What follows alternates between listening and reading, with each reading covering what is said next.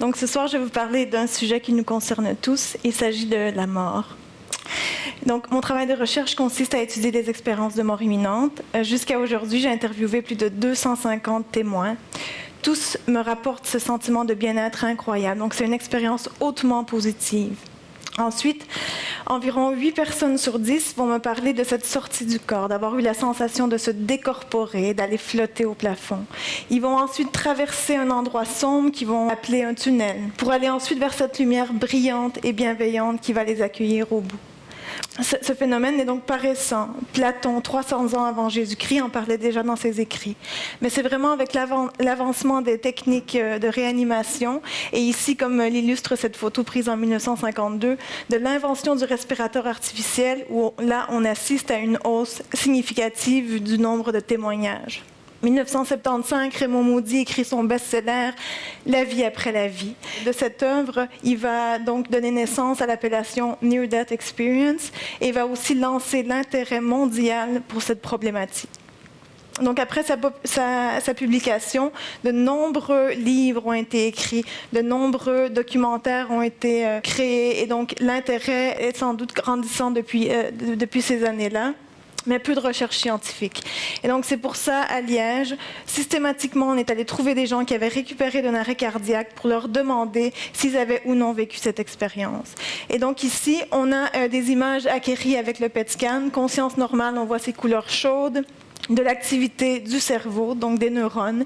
Et en contraste, on a la mort cérébrale. Donc cette boîte vide où il n'y a plus aucune activité, c'est la mort, c'est l'état dont on ne revient jamais. En contraste, on voit les patients qui vont récupérer d'un arrêt cardiaque, où là, ils sont diagnostiqués comme étant en mort clinique. Souvent, on va entendre dire « je suis mort et je suis revenu d'entre les morts ». En fait, ils étaient en mort clinique. L'activité est certes diminuée et modifiée, mais il y a quand même une activité qui va subsister pendant l'arrêt cardiaque. Et donc, on trouve un patient sur 10 qui va rapporter une expérience de mort imminente. Ici, des théories biologiques qui essaient d'expliquer le contenu de ces expériences. On voit en rouge une région au niveau de l'hémisphère droit, que lorsque stimulé chez des sujets sains, va provoquer une sortie du corps, donc les mêmes sensations de décorporation que les expériences de mort imminente. Ici, donc à Liège, comme à Science Group, on utilise nos technologies, comme l'imagerie par résonance magnétique, pour essayer d'aller voir les traces laissées par l'expérience dans le cerveau. Mais aussi, dans un deuxième temps, on veut recréer ces expériences, par exemple sous hypnose, afin d'identifier le fonctionnement du cerveau au moment de vivre ces expériences. Aussi aux soins intensifs, comme je disais, on interviewe les patients qui sont dans le coma, mais aussi, on a voulu comparer avec des histoires de gens qui n'étaient pas dans des situations de mort imminente, mais rapportaient un contenu similaire. On se rend compte que des gens sous méditation, en sommeil, même pendant un orgasme ou pendant une syncope, peuvent vivre une expérience de mort imminente. Ici, on essaie de recréer en environnement contrôlé des syncopes, donc ce manque d'oxygène au cerveau, et de mesurer avec toutes les petites électrodes comment se comportent les neurones en situation de perte de conscience transitoire.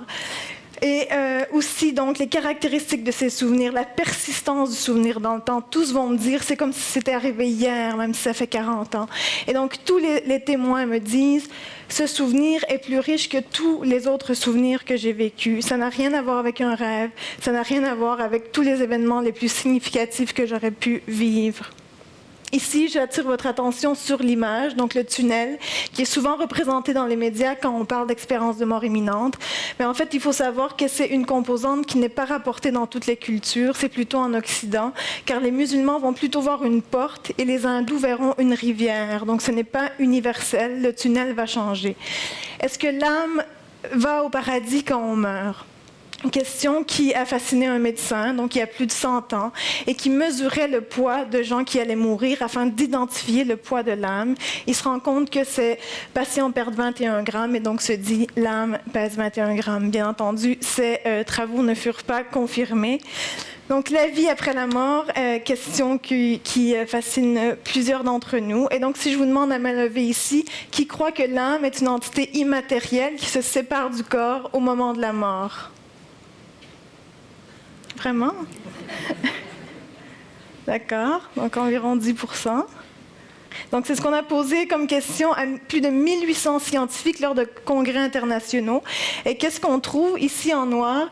C'est que 57% donc, des participants scientifiques religieux vont dire l'âme est immatérielle et se sépare au moment de la mort. Et donc, c'est vraiment la religion qui explique ici la différence de réponse. Donc, si vous lisez ceci, vous êtes mort, qui illustre une étude qui a été justement mise en route pour tester ces hypothèses. On va cacher des objets dans des environnements surélevés. Et on se dit, si la personne sort de son corps, eh bien, elle va pouvoir rappeler ce qu'elle a vu.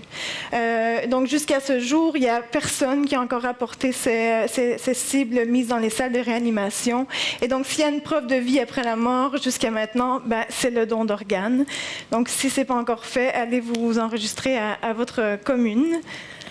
Et donc, pour résumer, à l'Université de Liège, au Coma Science Group avec le Dr Lorez, on essaie de mieux caractériser les expériences de mort imminente afin de mieux les comprendre. C'est des expériences complexes, comme la conscience, et on a besoin de beaucoup de matières premières afin de vraiment mieux comprendre donc, la phénoménologie, mais aussi ce qui se passe au niveau du cerveau. Et donc, pour ça, on a besoin de gens qui, peut-être comme vous, ont vécu l'expérience ou des proches à vous qui l'auraient vécu et qui aimeraient partager et nous aider dans l'avancement des connaissances dans ce domaine passionnant. Et donc, je vous invite à nous contacter si vous vous sentez intéressé et concerné. Merci.